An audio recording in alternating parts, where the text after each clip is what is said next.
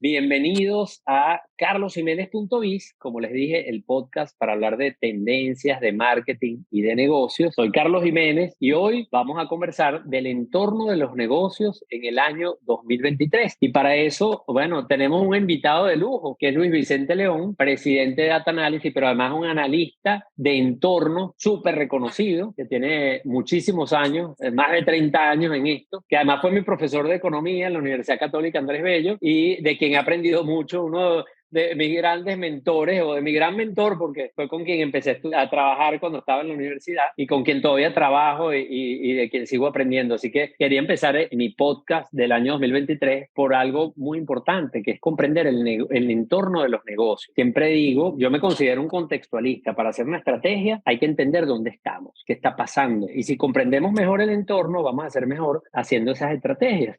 Así que me traje al mejor para hablar de ese entorno de negocios en el 2023, que es Luis Vicente León. Bienvenido, Luis Vicente. No, vale, encantadísimo de estar aquí. Qué sabroso poder conversar un rato contigo y con la audiencia, un poco sobre un tema además que nos apasiona, ¿no? Que es el análisis de esas cosas que pasan alrededor de las empresas, de los empresarios, de los negocios y que evidentemente afectan más cuando no lo entendemos. Entonces, el gran reto de entender el entorno no es solo curiosidad, sino que nos sirva la información básicamente para tomar decisiones. Exactamente, eso es muy importante. Fíjense que eso es la diferencia que hay entre leer una noticia sí, una noticia en redes sociales o en medios tradicionales o verla, que utilizar la información de ese contexto para el negocio. Porque uno puede estar en un lugar con un amigo comiendo y habla de una noticia, pero eso no tiene una implicación en el negocio. Entonces aquí estamos hablando de información para la acción, información para estrategias de negocio, como muy bien dice Luis Vicente. Fíjate, Luis Vicente, yo en algún momento uso una expresión que digo que nosotros en los negocios, en todos los países, yo muchas veces hago referencia a Venezuela, pero en todos los países es como que si nos moviéramos en dos capas tectónicas, la capa local y la capa global, porque nosotros estamos en una realidad local. Aquí vemos que hay muchas personas conectadas desde Venezuela y vaya que Venezuela tiene unas condiciones del entorno muy peculiares y muy importantes y que afectan mucho a los negocios y a la vida de la gente. Pero eso pasa en todas partes. Eso lo aprendí yo cuando, como conferencista, viajaba a todos los países y se me acercaba la gente y me decía, no, es que aquí lo que pasa es único, lo que pasa aquí nos afecta demasiado, es muy único, es sui generis. Entonces, es verdad que cada entorno tiene sus particularidades. Si nosotros analizamos Colombia, por ejemplo, ahorita, o si hablamos de Panamá, o si hablamos de México, o los propios Estados Unidos, que tenemos varias personas que nos acompañan desde Florida, vamos a ver que cada contexto local tiene unos retos, tiene unas condiciones. Pero a la vez estamos en un contexto global, porque es verdad, es mentira que estamos aislados. La pandemia nos lo demostró de una manera muy cruda. O sea, estamos todos conectados. Entonces, ¿qué opinas tú de eso, del entorno global y el entorno local y cómo un empresario, cómo un ejecutivo debe lidiar con eso? ¿Hasta dónde para una empresa local es importante lo que pasa en China, en Rusia, Ucrania, Estados Unidos y lo que pasa en el propio mercado? Siempre, evidentemente, lo que es relevante es tratar de entender cuáles son las variables que más impactan tu negocio que tú no controlas, que están fuera de ti. El entorno es básicamente eso, todo lo que está pasando a tu alrededor, que tú no controlas, pero que tiene impacto concreto sobre tus decisiones, sobre tus resultados, sobre tus estrategias. Ese entorno, como tú bien lo defines, puede ser un entorno más mundial, general o global, que puede tener un impacto grande o pequeño, dependiendo del negocio, dependiendo del país y dependiendo del momento. Pero, por ejemplo, un evento como la guerra en Ucrania o un evento como la pandemia es un evento global que es determinante prácticamente en todos los países y en todos los negocios. Entonces, allí tú tienes un nivel máximo de impacto del entorno global sobre tu actividad. Y a veces tú lo ves directo, a veces lo puedes ver como evidente, a veces es más indirecto, pero igual te llega. Por ejemplo, en el tema de la pandemia, hay unas cosas evidentes de la pandemia, los costos vinculados al tiempo que la gente no pudo trabajar, los sobrecostos de los fletes, que tienen un impacto concretísimo en los costos de la mayoría de las empresas, la pérdida de suministro chino. A lo mejor tú no compras nada en China tú, pero resulta que cuando empiezas a ver, muchísimas de las cosas que pasan a tu alrededor ocurren con insumos, productos, servicios,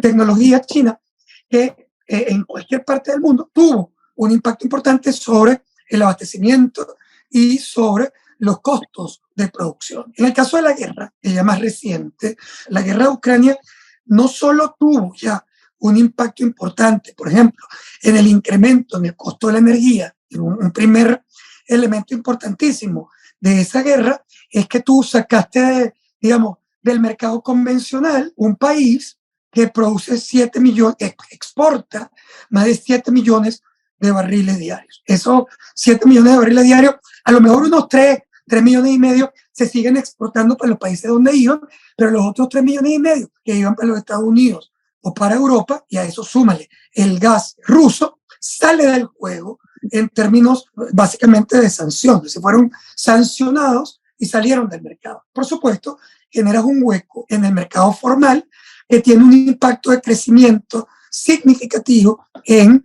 el precio del petróleo y del gas y un impacto en los costos que en una economía que ya venía afectada por el tema de la pandemia se ha convertido en un gran dolor de cabeza mundial, que es la inflación.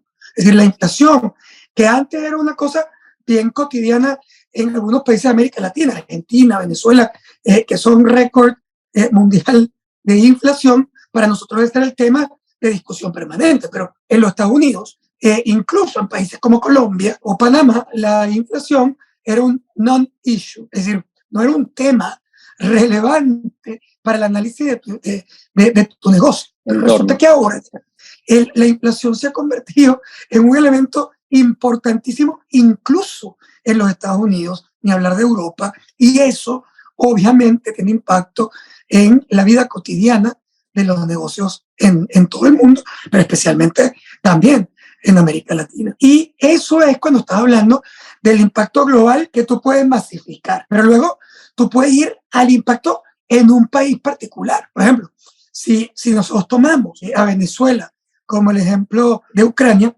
ahí en un primer nivel tú podrías decir, bueno, chico, la verdad es que eso que parecía tan malo para el mundo, para el caso venezolano, en una primera instancia lucía más bien positivo. ¿Por qué? Bueno, porque un incremento del precio del petróleo, un incremento del precio de la gasolina en un país productor de petróleo y gasolina era más bien una buena noticia, porque le incrementaba su ingreso y podía generar una mejora en el flujo de recursos de ese país. Pero eso que al principio se convirtió en una cosa medio atractiva, ¿no? Suena horrible que una cosa mala a nivel mundial te pueda parecer a ti positivo, estoy hablando positivo en términos de impacto económico. Resulta que al final del año se convirtió en un boomer. ¿Por qué? Bueno, por otra variable de entorno que también tuvo que ver con lo mismo. Y es que Venezuela vive de más o menos unos 500.000 barriles de petróleo que manda al mercado mundial en los mercados negros porque está sancionado, se lo dispara a Asia y especialmente a China, que es quien se lo compra, con más o menos se lo compraba como con 30% de descuento, y resulta que Rusia, que mandaba petróleo para los Estados Unidos, fue sancionada. ¿Para dónde va esos 3 millones y medio de barriles que antes entraban en el mercado formal y que ahora están sancionados? Para el mismo lado donde va el petróleo venezolano. Y entonces Venezuela se consiguió que su mejor amigo era su más agresivo competidor, metiéndole 3 millones y medio de barriles al mismo mercado donde él va. Y entonces los descuentos, que es equivalente a una reducción del precio, se vinieron a 40% hoy, y además complica la colocación de su producto, afectando el flujo de caja de Venezuela. Bueno, sí, tú puedes verlo en diferentes países de América Latina, todos tienen algo vinculado de acuerdo a la estructura económica, países agrícolas, países como Venezuela que son petroleros. Sí, eso está bien, me gusta mucho ese ejemplo porque al final sí, la Tierra es plana, como decía Friedman, pero hay unas cosas que son prácticamente muy globales y hay otras que afectan dependiendo de cada país. Fíjate que ahorita creo que todo el mundo está de acuerdo en que hay una situación económica compleja a nivel mundial. Se habla de, más que de recesión, o sea, se habla de, porque hay países que pueden tener recesión, otros que no, pero se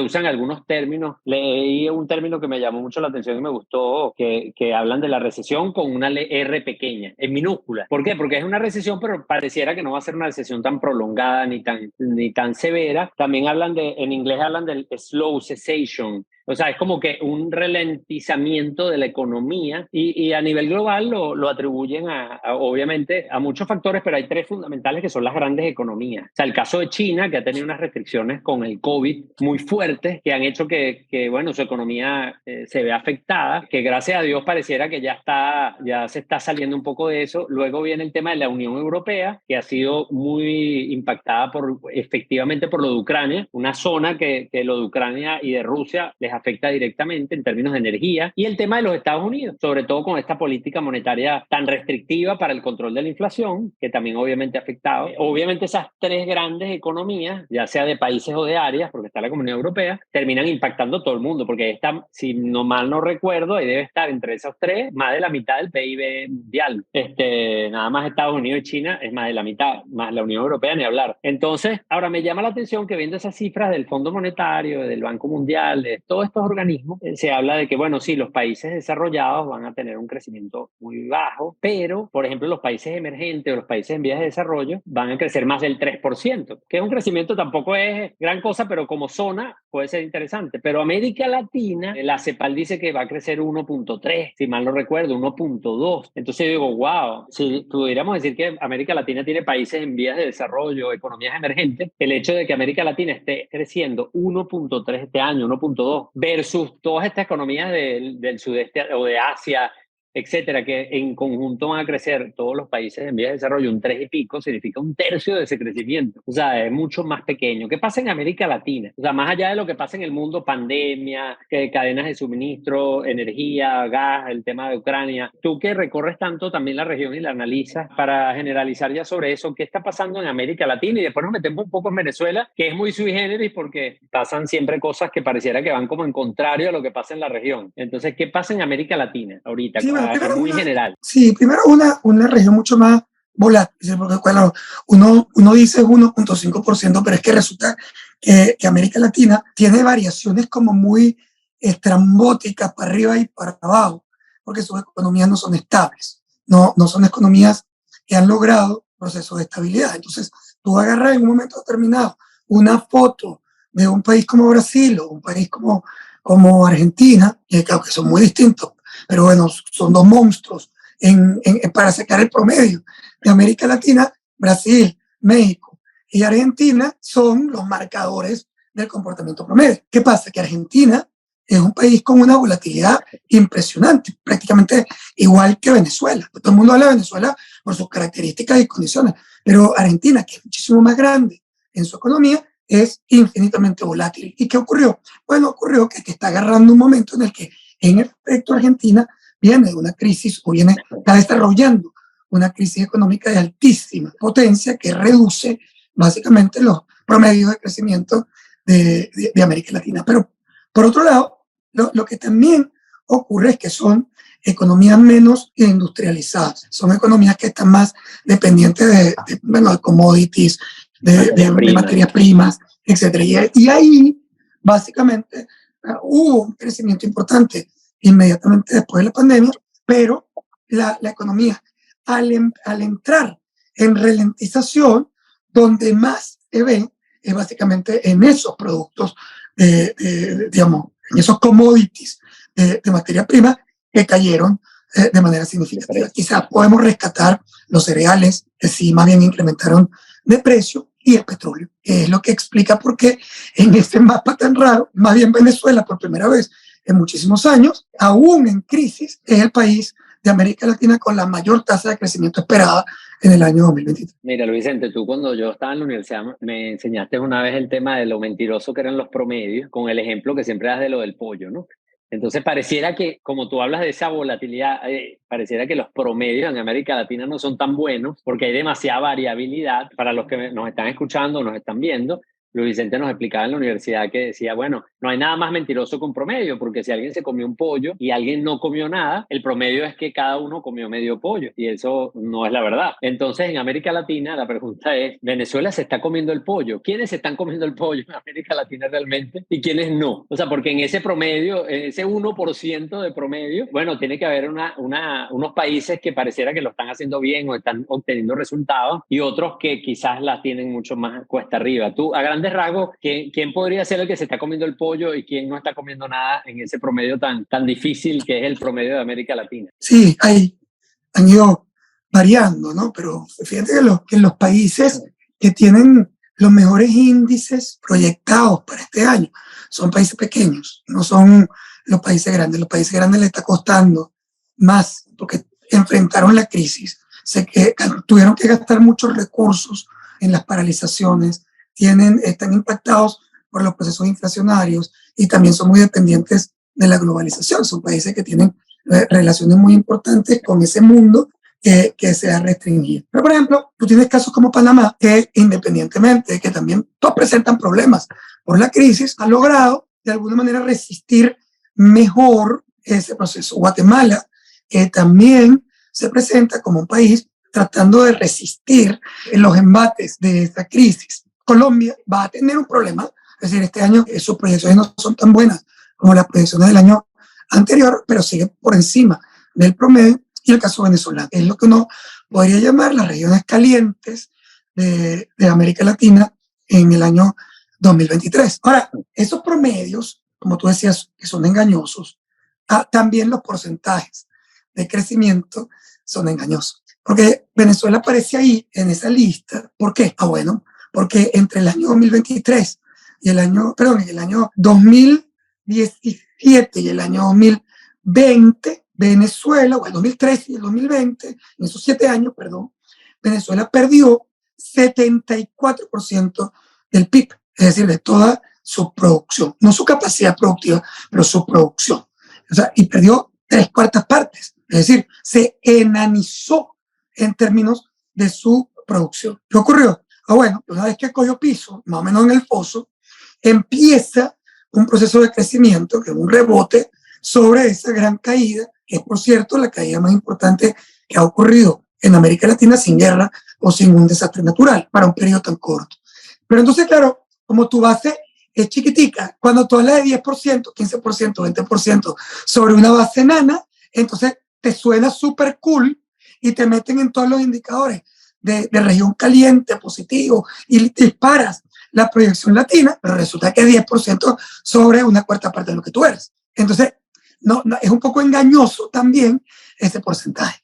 En cambio, es como un 2% de lo que era antes, por decirlo de alguna manera. Claro, en cambio los porcentajes en Colombia son más reales, porque la economía no ha tenido, una contracción, no ha tenido ni crecimientos brutales ni decrecimientos brutales. Para darte un ejemplo, en el caso de los negocios, una de las variables más importantes que está frente a los negocios en América Latina es la apertura que se está generando en la actividad comercial entre Colombia y Venezuela. No lo hablo solo porque lo digo desde Venezuela, sino porque esa es la frontera activa fue la frontera activa más importante de América Latina, donde se comerciaron más de 8.000 millones de dólares entre Colombia y Venezuela en la frontera. Bueno, 8.000 millones de dólares, ninguna frontera, ni siquiera la brasileña con Argentina, jamás ha comerciado un comercio de esa magnitud. ¿Qué pasa? Que cuando tú planteas ahorita la apertura, la reapertura, luego de más de 7 años de estar cerrada esa frontera, ahí hay una cosa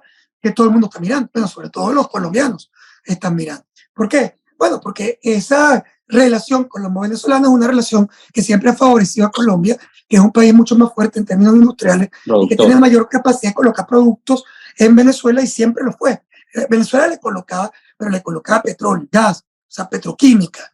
Pero Colombia coloca productos industriales en Venezuela y coloca servicios en Venezuela. Y era siempre más grande en términos de valor. Cuando los colombianos, al hablar de la apertura, se voltearon automáticamente para entender, oye, podemos volver a hacer negocios importantes en Venezuela como lo hacíamos en el pasado. Y ahí te conseguiste con algunos problemitas técnicos. El primer problema técnico que te consigue es que, si bien es cierto, tú estás recién abriendo la relación comercial colombo-venezolana, no es verdad que Venezuela está cerrada desde hace por lo menos 3 o 4 años.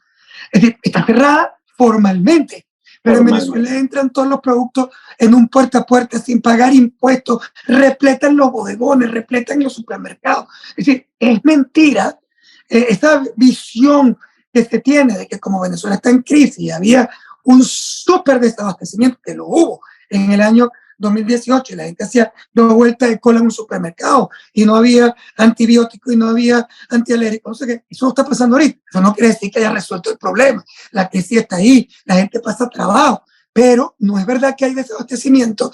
¿Por qué? Bueno, porque el mercado se abrió informalmente. Entonces, tú en verdad consigues un arequipe colombiano en la esquina, si te da la gana hoy. Y la apertura, más bien lo que te da es una oportunidad de formalización de lo que de todas maneras está pasando de manera informal. Ahí se pueden generar oportunidades, sobre todo para las empresas formales y grandes que tienen sus productos aquí a través de brokers y que ahora lo pueden traer de manera directa y a lo mejor ahorrar y vender en mejores condiciones. Pero el segundo problema es el que yo quería referir. Cuando había un negocio de 8.000 millones de dólares en la frontera colombo-venezolana, el consumo per cápita en Colombia era de 7.100 dólares anuales y el consumo per cápita venezolano era de 7.800 dólares anuales. Eso fue hace 7 años, cuando tú estabas en el clímax de esa relación. Hoy, el per cápita de consumo colombiano es de 7.800 dólares. Es decir,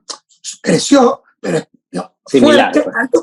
Se parece al consumo de Venezuela cuando Venezuela le compraba a Colombia un montón de cosas en el pasado. El consumo per cápita venezolano es apenas 1.780 dólares anuales. O sea, tú estás en prácticamente una cuarta parte del consumo per cápita de Colombia, per cápita. Y además Colombia es un país más grande que Venezuela en términos de población. Entonces, la capacidad de consumo de ese mercado es radicalmente distinto al que tú recuerdas en el momento estelar de ese negocio. Tú no te puedes equivocar. Tú no puedes creer que porque se abrió el mercado, tú te vas a tirar un negocio en Venezuela como el que te tirabas antes. Porque es un país altamente empobrecido, independientemente que te creciera. Una economía más chiquita, así que cuidado con cuántos contenedores pretendes pasar por esa frontera, pensando o recordando esos buenos tiempos en donde los vendías, ¿no? Mira, Luis, muy bueno que hayas tocado esto, porque fíjate que, resumiendo a nivel global, tenemos una economía con grandes retos a nivel global y con estos temas que hemos hablado de China, la Unión Europea, sobre todo el tema con Ucrania, la economía de los Estados Unidos, la inflación.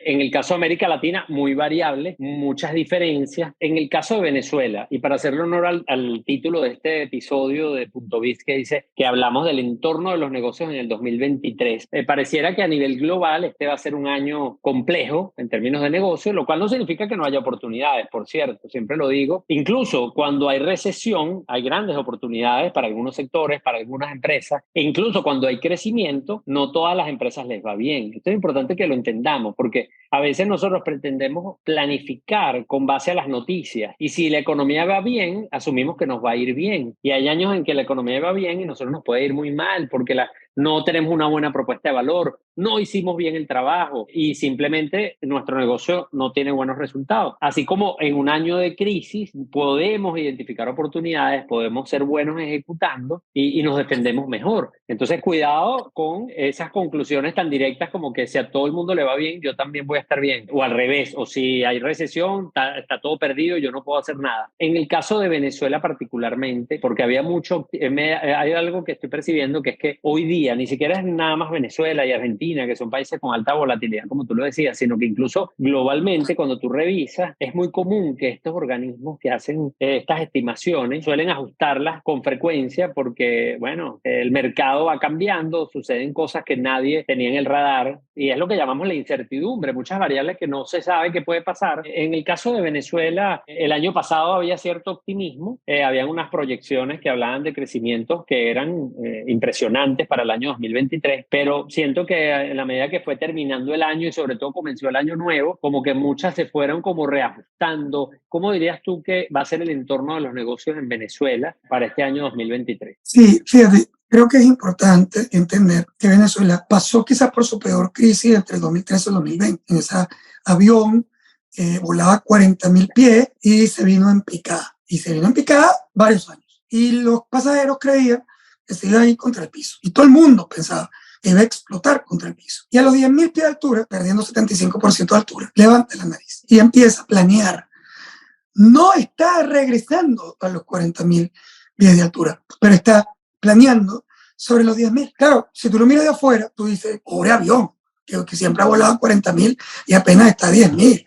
Y por supuesto le queda grande a los 10.000 y no puedes ir para Lima porque no puedes cruzar la cordillera si está volando 10.000 pies de altura, ¿no? O sea, todas esas cosas, lo que tú estás viendo, cuando tú lo ves de lejos. Pero cuando tú lo ves por dentro, lo que pasó al principio de 2021 y al principio del 22, es que los pasajeros se tomaron hasta el agua de los floreros, celebrando que no se habían matado, que el avión empezó a planear y que empezaron a ver la naricita otra vez para arriba, por primera vez en 7 años. Estaban volando bajo, pero no estaban cayendo. Y eso para ellos fue positivo. Generó básicamente una apreciación de mejora. Y te había cambiado lo que los economistas llamamos el umbral de bienestar. Te había cambiado tu punto de comparación. Mientras el mundo te estaba comparando con los 40.000, tú y adentro del avión te estabas comparando contra el piso. Entonces, claro, todo el mundo está viéndote destruido, chiquito, guasado, no sé qué, pero tú te estás viendo vivo y empezando a crecer. Entonces, claro, eso genera un ambiente de negocios distinto al que teníamos en el 2018, cuando tú lo único que veías era que estás cayendo por el barranco. Entonces, cuando ya paraste de caer por el barranco, no es que tú estás en el punto de origen, pero tú paraste de caer y no te estás dando trancazo. Entonces, ya ahí cambia el perceptual. Y ese perceptual ayudó muchísimo en el año 2021 porque se consolidó con 2 cosas adicionales. La primera es que, si bien en Venezuela no hubo un cambio de gobierno, sí hubo un cambio en el gobierno. Hubo un cambio en el gobierno. Dice esto y la gente te puede decir, ¿cómo ese gobierno es igualito? Horrible. No estoy diciendo que tú hayas cambiado el gobierno, pero en el año 2018, el presidente de la cadena de farmacia más grande del país terminó preso, acusado de especulación, porque habían colas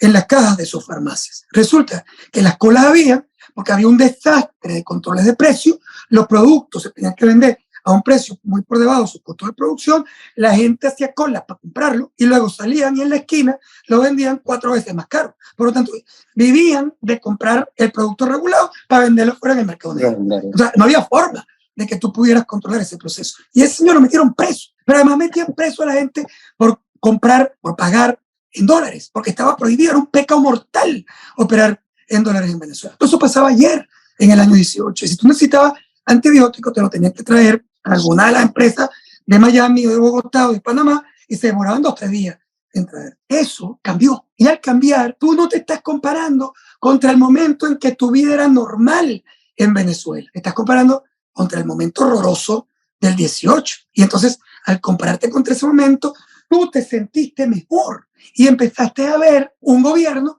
que también abrió el mercado cambiario, que te permitió operar en dólares, que se hizo el loco a veces o cambió leyes para que tú pudieras operar fácticamente en moneda extranjera y además olvida los controles de precios y permite que el mercado se ajuste. Entonces, ¿qué pasó?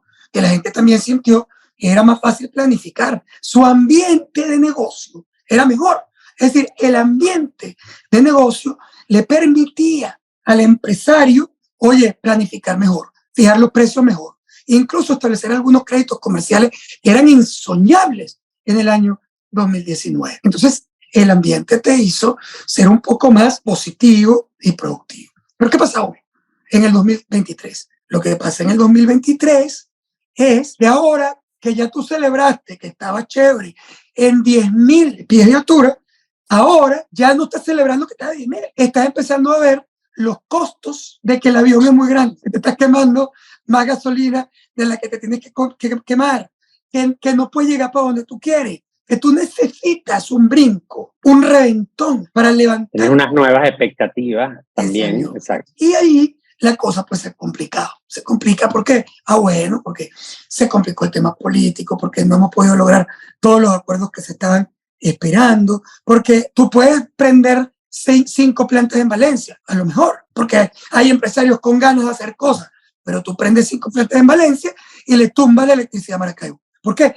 Porque no hay un sistema eléctrico que acompañe ese proceso de crecimiento. Tiene restricciones físicas de infraestructura. Por otro lado, no hay créditos. Entonces, el entorno era positivo en comparación a lo horrible que esperaba. Pero una vez que se pasó, hoy vuelves a ver los retos de un entorno que no es positivo en un mundo que también te está mandando más productos y que obviamente te hace competir, incluso en condiciones desventajosas de sobrevaluación cambiaria, de externalidades negativas, de sobrecosto de infraestructura, etcétera. Y eso pues son los nuevos retos del entorno en el que estás. Como tú dices, algunos les es mejor que otros porque los sectores no transables no están en aprieto, están creciendo, pero los sectores industriales lo tienen más peludo. Sí, volviendo al tema del avión, es como que ese avión igual, o sea, es verdad, no se cayó, pero tampoco puede volver, no es un avión que está preparado, el fuselaje, la turbina, una cantidad de retos, no está preparado para volar a la altura que debería, porque nada más el tema del crédito, el tema que tú hablas energético,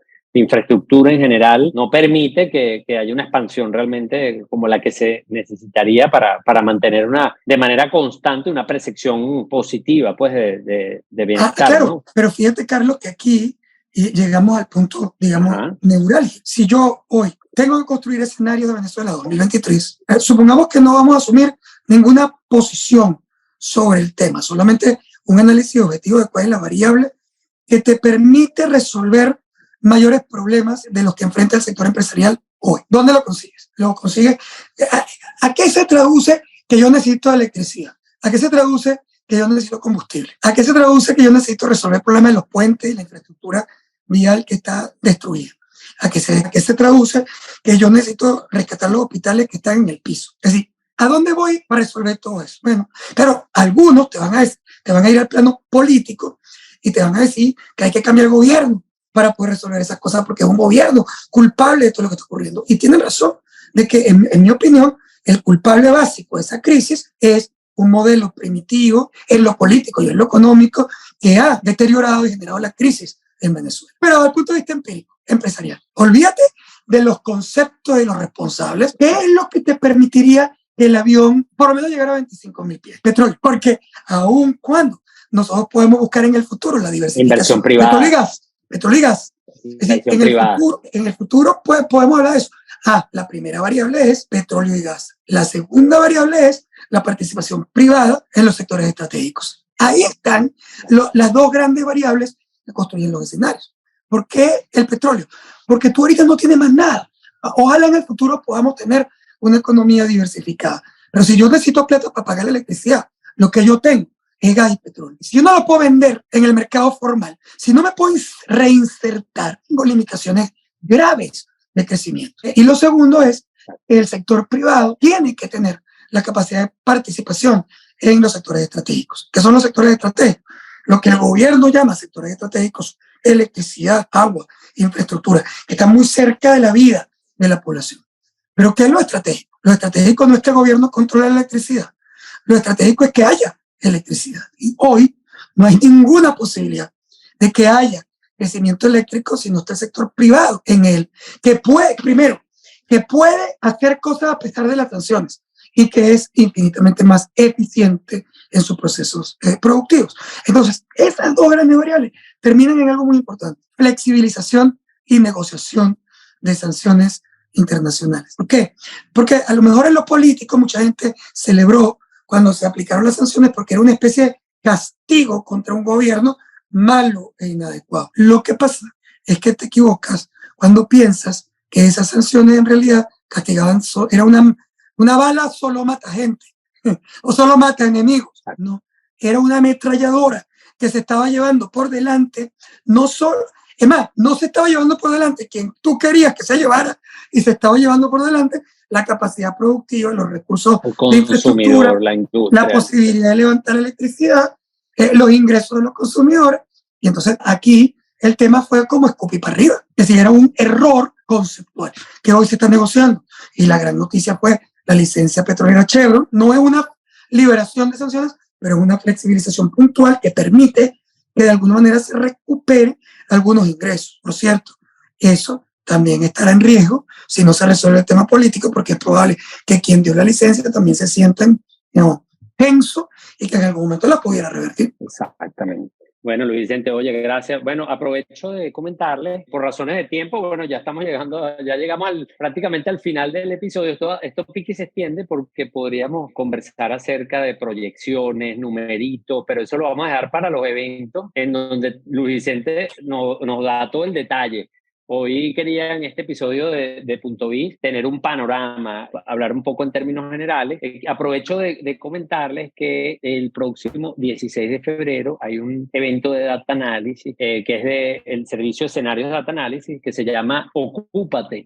No te preocupes, estrategias para el 2023. Allí yo voy a hacer una presentación acerca de las tendencias del consumidor y las oportunidades de negocio que se derivan de esos cambios en el comportamiento. Ahorita hemos estado hablando de el entorno y Luis Vicente yo cerraría diciéndote, por cierto, si en general tú hablaste de los transables, porque aquí por acá Eliene, Eric, varios escribieron más o menos alrededor de lo mismo. Bueno, ¿dónde hay oportunidad? Porque yo sé que muchos de los que se conectaron y que nos están escuchando en el podcast son gente de negocios, son ejecutivos, emprendedores, empresarios, y obviamente están, como toda la gente que hacemos negocios, tratando de identificar, bueno, por dónde podemos meternos. Entonces, si nos puedes dejar un abreboca de eso, de lo que a veces llamamos los mango bajitos, ¿dónde podría haber oportunidad para aquellos que están buscando, incluso los que están buscando invertir o hacer negocios, e identificar esos campos verdes donde podría haber oportunidades en este contexto tan complicado? Si podemos dejar ahí una lucecita sobre eso. Nosotros tenemos una lámina donde estamos tratando por indicadores múltiples de identificar sectores. ¿Qué sectores son los sectores ganadores? Porque no, el crecimiento de este año está mucho más moderado que el que esperábamos. Nosotros estamos esperando un crecimiento de 6-7% este año, cuando se habían proyectado crecimientos hasta de 12%, porque la cosa se desaceleró muchísimo hacia finales del año, porque hubo problemas cambiarios y el gobierno va a seguir teniendo problemas de devaluación a lo largo de este año. No se pudo controlar la inflación y se disparó. Estamos cerrando por encima de 200% cuando las estimaciones eran de 140%. O sea, el año no terminó tan bien, y fue positivo, pero no fue lo positivo esperado. Y este año nos pasa lo mismo, siempre y cuando además estemos garantizando la licencia petrolera, porque sin licencia petrolera volveríamos a entrar a una fase ya más compleja donde estaríamos proyectando estancamiento. Pero estancamiento o crecimiento. Los sectores no son homogéneos. Uno crece más que otro. ¿Quién crece más? Crece más. Fíjate, alimentos, aunque alimentos no es un sector no transable, es uno de los sectores de mayor crecimiento, primero, porque representa la parte más importante del presupuesto nacional, del presupuesto familiar. Segundo, porque la pandemia hizo que la gente le tuviera más miedo a no tener producción alimentaria cercana. Tercero, muy importante, porque los precios internacionales crecieron.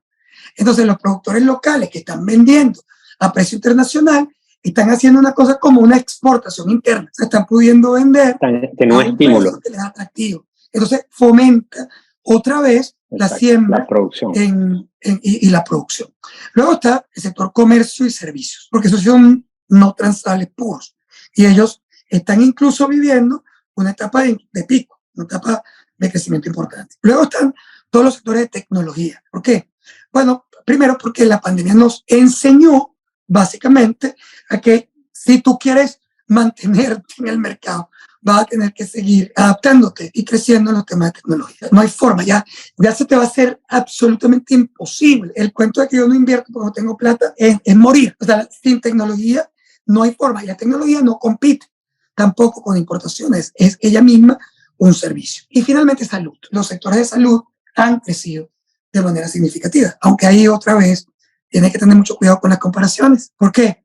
Porque claro, si tú comparas el comportamiento del sector salud en el año 2020 y en el año 2022, tú podrías decir, ups, se vino abajo, se descalabró el sector de salud contra el 2020. No, lo que pasa es que el 2020 era el atípico. Tú en el año 2020 estabas repleto de enfermos en todas las clínicas, en todos los hospitales, en todas las farmacias comprando para la pandemia. No te puedes comparar con ese pico, porque ya la pandemia, aunque sigue, no tiene demanda de ese tipo. Entonces, tú te tienes que comparar con el 2018, con el 2020. Entonces, ahí es donde tú te debes realmente comparar y te vas a conseguir con que la salud quedó, o sea, subió mucho, bajó, pero quedó por encima de sus niveles convencionales. Ahí es donde yo diría están los grandes sectores.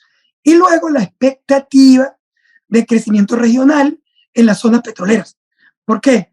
Bueno, porque si tú tienes consolidación de las licencias petroleras, el sur de las zonas, todos los campos petroleros de Chevron que están en Cabimas y que están por allá por Monagas, son las zonas donde los proveedores van a empezar a cobrar, donde va a haber más empleo, donde hay inversiones de OPEX para replantear producción. Y ahí estas zonas también van a tener impactos positivos que se suman a el turismo interno y la agricultura. Perfecto, Luis. Gracias. La última pregunta que escribe por aquí nuestro amigo Rafael Cacique. Sector seguros, ¿cómo lo ves? Bueno, el sector seguros la tuvo bien dura a lo largo de toda esta crisis. El único que la supera con creces es el sector de construcción, que perdió más del 90% del PIB cuando el país perdió 75%.